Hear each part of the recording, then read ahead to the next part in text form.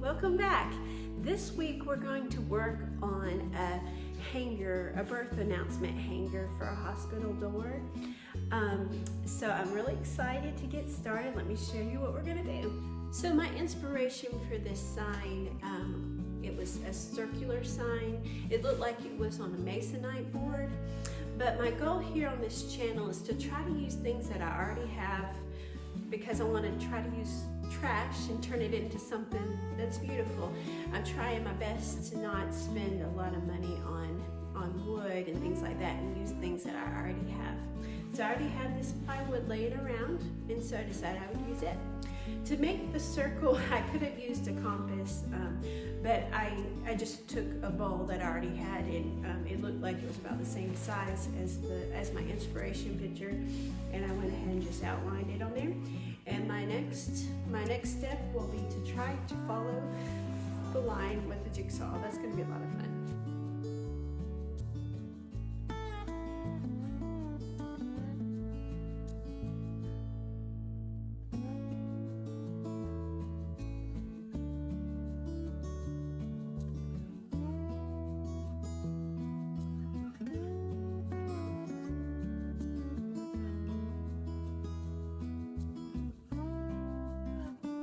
So actually, it wasn't as hard as I thought it was going to be.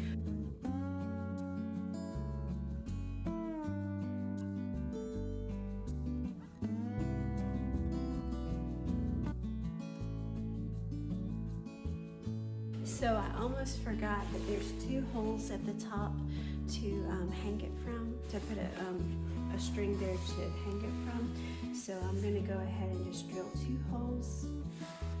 I'm not that was pretty good. I'll sand it one more time.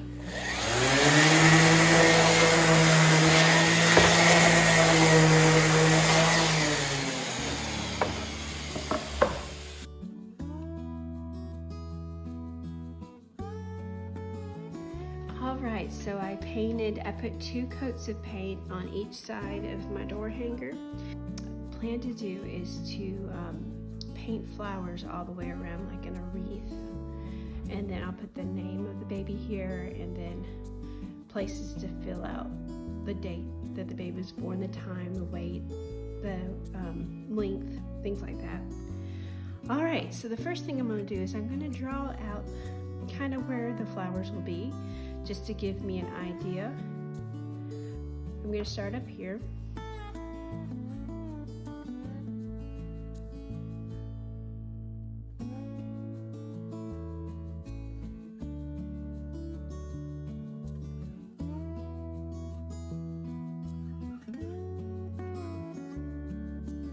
I've drawn out all the flowers and leaves, you can see, with a pencil. And now I'm going to start painting the flowers. The flowers are going to be pink. I don't actually have pink, so I'm making my own pink with white and red. And they have sometimes a tint of yellow to them, so I got a little bit of yellow there too. So watch me painting the flowers.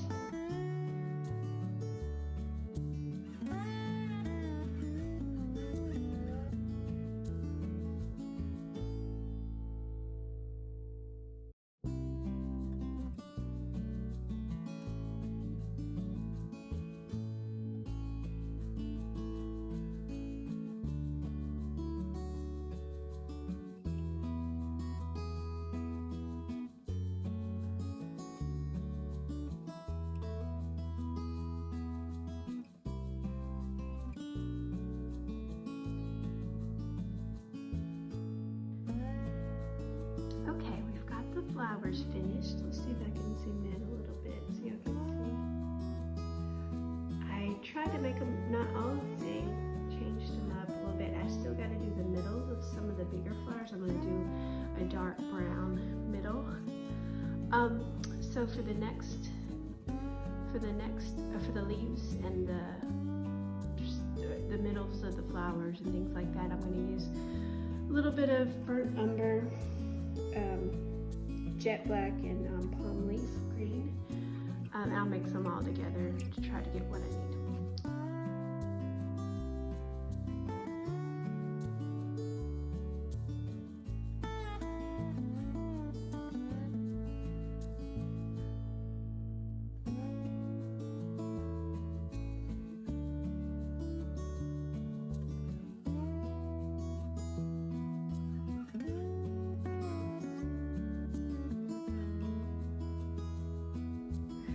Alright, so I got the flowers and the leaves painted.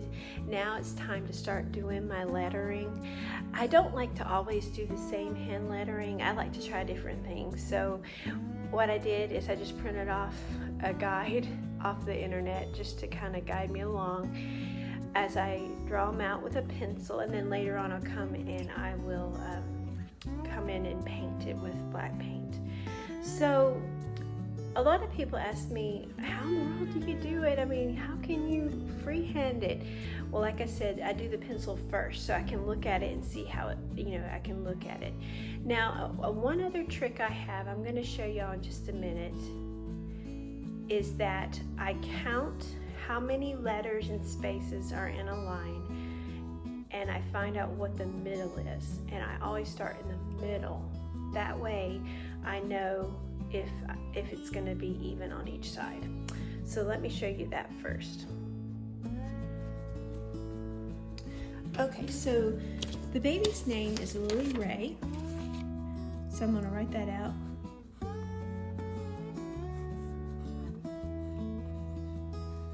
So I'll count 1, 2, 3, 4, 5, 6, 7, 8 spaces.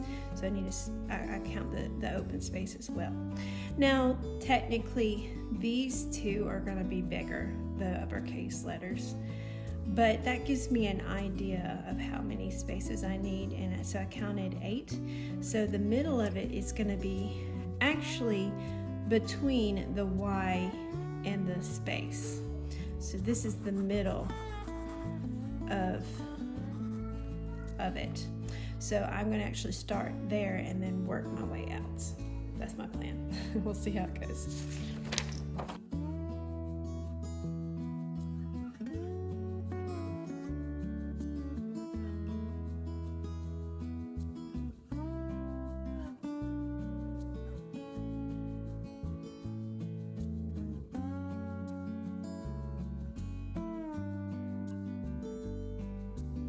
So I think I'm pretty happy with this. As you can see, I had drawn out a little bit and decided that I wanted to move it over a little bit. That's the reason I use a pencil. After I get done painting and everything is completely dry, I can go back and erase pencil lines, and even if I can't get rid of the pencil lines, I can go back over with a little bit of white paint if I need to. So there's no problem with using pencil. Just go ahead and get it right with the pencil first, and that way when you start to paint, it will be all in the right spots.